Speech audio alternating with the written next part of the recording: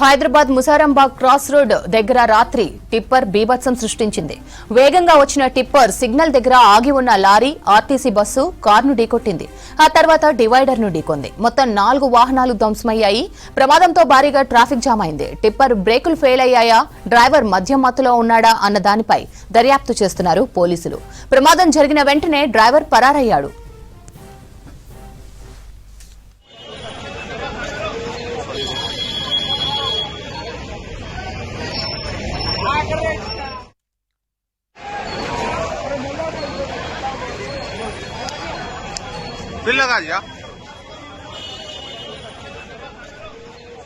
Hyderabad Musarambagh cross road దగ్గర రాత్రి tipper బీభత్సం సృష్టించింది. వేగంగా వచ్చిన టిప్పర్ సిగ్నల్ దగ్గర ఆగి ఉన్న లారీ, ఆర్టీసీ బస్సు, కారును ఢీకొట్టింది.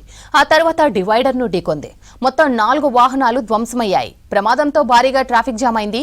టిప్పర్ బ్రేకులు ఫెయిల్ అయ్యాయా, డ్రైవర్ మద్యం మత్తులో ఉన్నాడా అన్న దానిపై దర్యాప్తు చేస్తున్నారు పోలీసులు. ప్రమాదం జరిగిన వెంటనే డ్రైవర్ పరారయ్యాడు.